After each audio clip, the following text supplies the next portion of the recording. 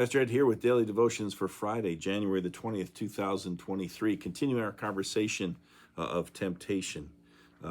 Certainly in the gospel reading, evil is the personification, I guess you'd say, of evil, is this biblical figure of Satan. Story is told with a reminder, don't ever negotiate with Satan. A hunter once raised his rifle and took careful aim at a large bear, and as the hunter was about to pull the trigger, the bear spoke in a smooth, soft voice. "Isn't it better to talk than to shoot? What do you want?" "Well, let's negotiate the matter." Lowering his rifle, the hunter replied, "I want a fur coat."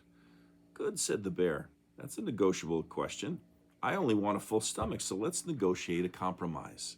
Well, they sat down to negotiate, and after a time, the bear walked away alone. The negotiations had been successful. The bear had a full stomach, and the hunter had his fur coat inside the stomach of the bear, obviously. Satan says to you, as Darren Rogers writes, let's negotiate, but there are some things that cannot be negotiable. We cannot compromise our faith. We cannot compromise Christ and his church. We cannot negotiate with evil. In the Broadway musical Guys and Dolls, there's a line where Sky Masterson, the role that Marlon Brando famously played in the film version, shares some advice that his father gave him. Sky is this gambler, if you remember the play, and the entire play revolves around a certain bet that he makes, which pays off in a way that he isn't expecting. But the advice is the interesting thing here. His father reportedly said, "Son, no matter how far you travel or how smart you get, always remember this. Someday, somewhere, a guy is going to come to you and show you a nice brand new deck of cards on which the seal is never broken. And this guy is going to offer to bet you that the jack of spades will jump out of this deck and squirt cider in your ear. But son, do not bet him, for as sure as you do, you're going to get an earful of cider." As Johnny Wilson writes, our enemy Satan often promises us can't-lose situations, but our enemy's goal is precisely for us to lose. We need to recognize Satan's promises for what they're worth, an earful of cider.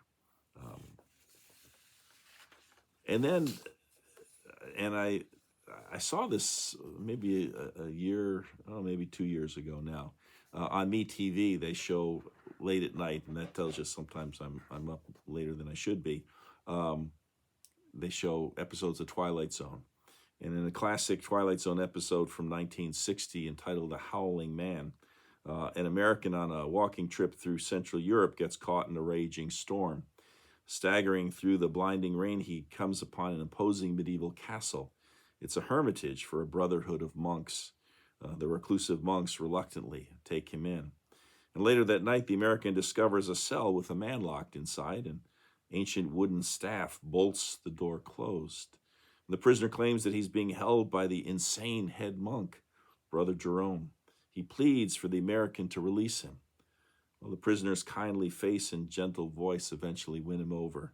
The American confronts Brother Jerome, who declares that the prisoner is actually none other than Satan, the father of lies, held captive by the staff of truth, the one barrier that he cannot pass. And this incredible claim convinces the American that Jerome is indeed mad. And as soon as he gets the chance, he releases the prisoner, who immediately transforms into a hideous horned demon and vanishes in a puff of smoke. The stunned American is horrified at the realization of what he has done. Jerome responds sympathetically, "I'm sorry for you, my son. All your life you will remember this night, in whom you have turned loose upon the world." "I didn't believe you," the American replies. "I saw him and didn't recognize him," to which Jerome solemnly observes, "That is man's weakness and Satan's strength."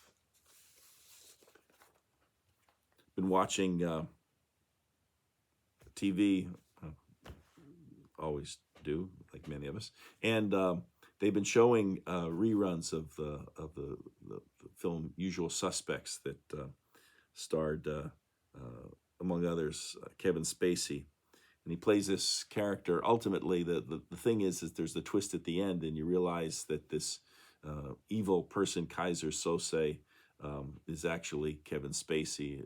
You never would have guessed in a million years. But there's a line from that movie that goes like this: "The greatest trick the devil ever pulled was convincing the world he didn't exist." Evil exists.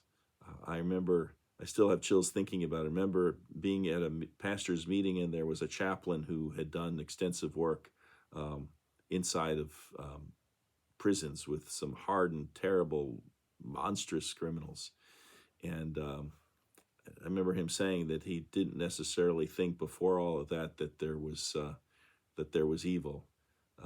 But after working in that environment and working, not all of them, of course, but working with some of the prisoners who were there, he came to believe that there's evil.